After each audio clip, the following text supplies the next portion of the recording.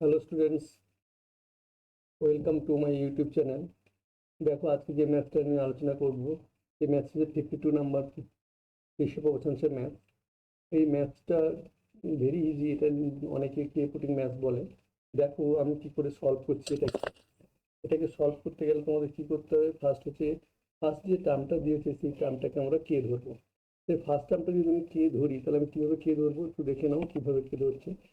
Before discuss the mathematics, I like to please subscribe and like and share my channel so that and click the bell button. Okay, thank you students.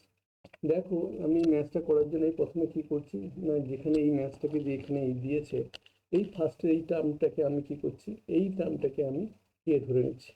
তো যখন আমি কে ধরে নিচ্ছি, তার মানে আমি এখানে কি হলো, কে ধরে নিলে তাহলে আমার আসবে কি না, কে ধরে নিলে আসবে এইটা কে ধরে নিলাম ইকুয়ালস টু কে, তার মানে this term also K and this second term also K and Z by C also K. তাহলে if X by A equals to K, then কি হবে, X by A equals to যদি K হয়, X by A equals to K, then কি হবে না, X by A equals to K, then K যদি into cross multiplication হয়ে যায়, তাহলে এক্স ইকুয়ালস টু কত হয়ে যাবে, এ কে। এটা এইভাবে হয়েছে। তারপরে দেখো এইটা ইকুয়ালস টু কে, তাহলে কি হবে, সেকেন্ড টার্মটা ইকুয়ালস টু কে, তার মানে কি হবে, ওয়াই কে, এটা এখানে গুণ হয়ে যাবে কত, B K, Y equals to B K. তোমরা এইভাবে নিচে নিচেও লিখতে পারো, তোমরা এইভাবেও কিন্তু লিখতে পারো, কালাম ওয়াইজ লিখতে পারো, রো ওয়াইজ না লিখে তোমরা কালাম ওয়াইজও লিখতে পারো। ঠিক আছে, এইভাবে কালাম ওয়াইজ লিখবে। লিখে তারপরে দেখো এবার আসবো left hand side. Left hand সাইডে তাহলে কি দেওয়া আছে, লেফট হ্যান্ড সাইডে দেওয়া আছে, দেখো তোমরা এটা লেফট হ্যান্ড সাইড বা left hand side first ratio যদি দেওয়া আছে, এটাকে আমরা ফার্স্ট রেশিও বলছি, এটাকে বলছি ফার্স্ট রেশিও, এটাকে বলছি ফার্স্ট রেশিও, আর এটাকে বলছি আমি সেকেন্ড রেশিও। আর যারা বেঙ্গলি মিডিয়াম স্টুডেন্ট তারা কি লিখবে, যে প্রথম অনুপাত, দ্বিতীয় অনুপাত ও তৃতীয় অনুপাত, বা first term, second term, third term, তোমরা তাও লিখতে পারো। ঠিক আছে, পদ, প্রথম পদ, দ্বিতীয় পদ, তৃতীয় পদও তোমরা লিখতে পারো। তাহলে লিখলে কি হলো, এবার দেখো এক্স এর ভ্যালু, এই যে এক্স এর ভ্যালু আর ওয়াই এর ভ্যালু আর জেড এর ভ্যালু আমি এখানে পুট করে দিলাম।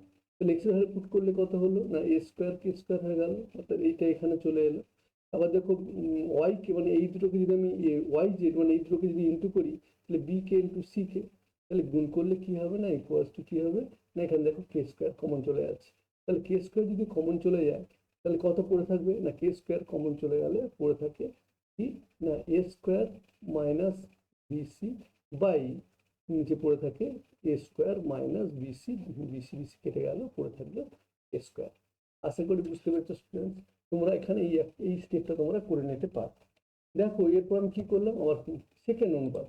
সেকেন্ড অনুপাত কি ছিল না, ওয়াই স্কোয়ার, সেকেন্ড অনুপাত মানে এই অনুপাতটা, এখানে এটা যে ফার্স্ট অনুপাত ছিল, সেকেন্ড অনুপাত কত হলো না, সেকেন্ড রেশিওটা কত হলো না, Y square minus Z X. তাহলে মানে কি করলাম, এইটার ভ্যালু এখানে পুট করে দিলাম, ওয়াই এর value B square K square, আর এর A Z value C K into A K. তার মানে এখানেও দেখো তোমরা একটুখানি এখানে একটা স্টেপ করে নিতে পারো, যে কে স্কোয়ার যদি কমন নিই তাহলে পড়ে থাকবে কত, বি স্কোয়ার মাইনাস এসি, আর এখানেও পড়ে থাকবে বি স্কোয়ার মাইনাস এসি। দেখো B square minus AC, B square minus AC কেটে গেল, পড়ে থাকলো কে স্কোয়ার। এবার থার্ড রেশিও কি আছে না, থার্ড রেশিও মানে এই রেশিওটাকে আমি বলছি আমরা থার্ড রেশিও। তাহলে এই রেশিওতে যদি থার্ড রেশিও বলি, তাহলে এই রেশিওতে কি আসবে, তোমরা ভালো করে লক্ষ্য করো, এই রেশিওতে কি আসবে না, এখানে আমি কি করেছি, জেড স্কোয়ার অর্থাৎ সিক এর হোল স্কোয়ার এখানে বসিয়ে দিয়েছি, সিক এর হোল স্কোয়ার। তারপরে কি বসিয়ে দিয়েছি না, এক্স ওয়াই মানে এ কে ইন্টু বি কে। এখানেও তাই, তোমরা কি করবে না, এখানে কে স্কোয়ার যদি কমন নিই, পড়ে থাকে কত না, C square minus A B, আর নিচেও থাকে C square minus A B. তাহলে সি স্কোয়ার মাইনাস সি কেটে গেল, তো পড়ে থাকলো কত না, কে স্কোয়ার। তাহলে ইচ রেশিও, প্রতিটা রেশিও মানে কোন কোন রেশিওটা বলো তোমরা না, তোমরা এই যে তিনটে রেশিও, এই তিনটে রেশিও প্রত্যেক কিন্তু কে স্কোয়ারের সঙ্গে ইকুয়াল। যেহেতু কে স্কোয়ারের সঙ্গে ইকুয়াল, তাহলে আমরা লিখতে পারি যে এখানে একটা কথা তোমরা লিখে দিতে পারো, যে is ratio is equals to K square, that means all terms are equal, therefore আমরা এটা প্রুভ করতে পারি। Thank you students, thank you watching my videos. দেখো, ধন্যবাদ, প্লিজ সাবস্ক্রাইব মাই চ্যানেল।